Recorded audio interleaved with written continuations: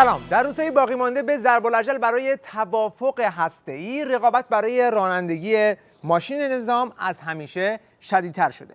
سوال اصلی اینه که این ماشین بالاخره تو کدوم جاده باید برونه و النهایه در این جاده به کجا میرسه؟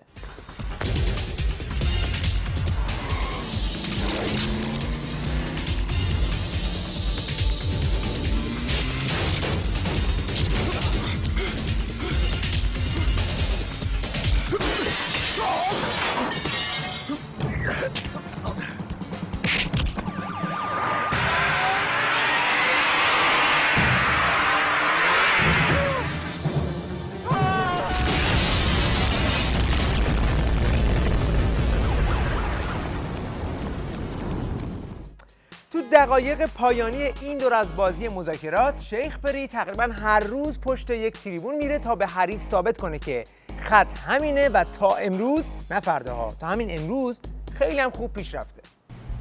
اون چه به دست آوردیم تا امروز، من آینده رو بحث نمی کنم، اون چه به دست آوردیم تا امروز یک پیروزی بزرگ برای ملت بزرگ ایرانه و این مشکلی که با این پیروزی وجود داره اینه که هیچ کس اون رو نمیبینه.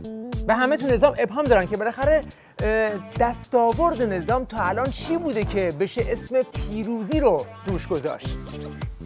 امروز هیچ کس در دنیا، حتی قدرت‌های بزرگ غربی، 5 به اضافه 1 در این که در ایران حق غنیسازی وجود دارد و نطنز درهایش باز میماند و حتی فردو تردید ندارد. بابا درهای نطنز و فردو باز میمونه، دیگه چی میخوای از این بیشتر؟ حالا اینکه توش سانتریفوژی باشه، دستگاه آب میوه‌گیری باشه، این که دیگه برای کسی مهم نیست. مهم اینه که درهاش باز میمونه، لوله‌هاش روغنکاری شده باشه، همه بتونن برن بیان، بازرسا بیان برن، دلواپسا بیان، دلارام‌ها برن. حالا یه دونه سانتریفوژ هم اونجا سمبولیک برای خودش بچرخه. این که به کسی آزار نمیرسونه که. عوضش قشنگ می‌کنیش یک پارک سیاحتی، چند تا هتل چند طبقه میزنی کنارش، یه شهر بازی از این ترن هوایی هستش که لوپ میزنه. این چه مشکلی هست؟ در برخی از مسائل خب هنوز اختلاف نظر وجود داره. خب اختلاف نظرهای هنوز برای این همزمانی وجود داره. در جزئیات هنوز اختلاف نظرهای فراوانی ما داریم. آها، سر همین هم هنوز اختلاف نظر هست؟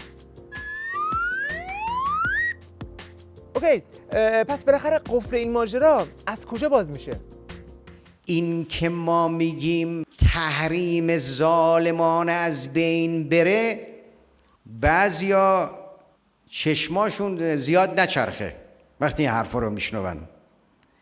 تحریم ظالمانه باید از بین بره تا سرمایه بیاد. تحریم باید بره تا سرمایه بیاد. این که بعد این سرمایه بره دست حوثی‌ها، بره دست حزب الشیطان، بره دست بشار، دیگه به ملت ایران که ربطی نداره که. این سرمایه‌ای که میاد مال ملت نیست که، مال حکومت و دوستاش. چیزی که به مردم میرسه آب خوردن. تحریم ظالمانه باید از بین بره تا آب خوردن مردم حل بشه، تا منابع آبی زیاد بشه. آخه تو مملکتی مثل ایران تا بوده شمالش دریا، جنوبش دریا، این همه کوه، این همه رود، 2500 سال تمدن بشری تو این سرزمین بود، مشکل آب نداشت. الان 35 سال حکومت افتاد دست اینا، منبع آبم دیگه باید بریم از خارج کشور بیاریم که اونم نمیشه آورد چون تحریم. در این هفته مشکلات محیط زیست و منابع آب کشور به مسئله تحریم پیوند زده شد. موضوعی که از جانب محافل داخلی با تعجب بسیار و از طرف محافل خارجی به نیاز فراوان ایران به توافق تفسیر شد. اینکه تو شرایط سخت مذاکرات که علالقاعده هر طرف سعی در نشان دادن نقاط قوت خود و گرفتن امتیازات بیشتری از طرف مقابل داره، بیان این گونه مطالب با چه هدفی صورت میگیره ما هم توش موندیم. این که تو توش موندی که سهله، گنده تر از تو هم توش مونده. این که دمدمای ضرب الاجل از این پالسای ضعف ارسال میشه، خب دیگه صدای خرمهره‌های نظام هم در میاد دیگه. این یک اشتباه واقعا فاحش و راهبردی است که حل مشکلات کشور را بالمره ما گره بزنیم به بحث مذاکرات هسته‌ای، مسئله تحریم. به نظر میرسه که این آب خوردن هم از اون سوت‌های ماندگار شیخ حسن شده، چون هر کی میرسه یکی بارش میکنه. اون چه که مطرح بشود ما آب خوردنمونو هم بند به یک مذاکراتی است که باید در جایی صورت بگیره. اینو من یک خطای راهبردی میدونم. این که حالا این خطای راهبردی هست یا نیست مال وقتی که طرف اول سالم باشه، بتونه بدوه، بعد حالا بهش بگیم که حالا فول شد، نم کارت زد، گرفت قرمز شد، این حرفا. الان مشکل اینه که طرف دراز به دراز رفته CCU، تبش هم زده بالا. در این صورت آب خوردن که سهله، تنفس مصنوعیش هم به مذاکرات بنده. تبش هم زده بالای 42 درجه است دیگه، پایینم نمیاد. این تحریم مثل یک بیماری میمونه که اولش خب طرف میگه چیزی نیست، اینا میریم به هر حال یه کوچولو تب میکنه، میگه نه حالا صبح میریم سر کار، یه تب کوچولو مهم نیست، ادامه پیدا میکنه تا میندازدش. وقتی افتاد رفت بیمارستان دیگه نمیتونه تکون بخوره. حالا بیا با چه مصیبتی باید اینو درستش کنی به جای اول برگردونی.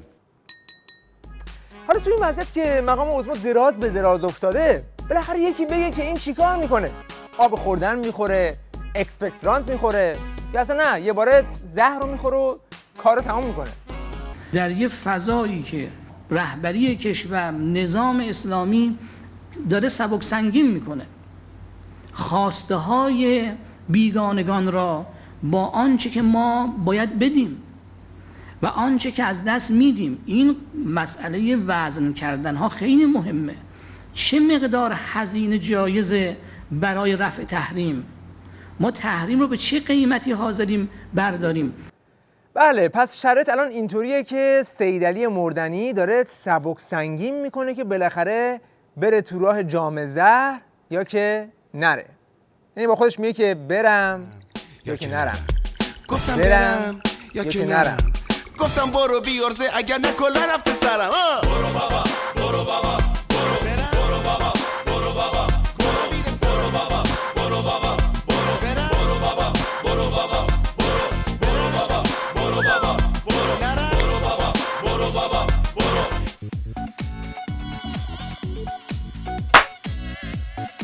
حالا این وسط چیزی که این آب خوردن یا زهر خوردن سیدعلی رو خیلی مهم میکنه اینه که موضوع ربط مستقیم پیدا میکنه به امنیت نظام.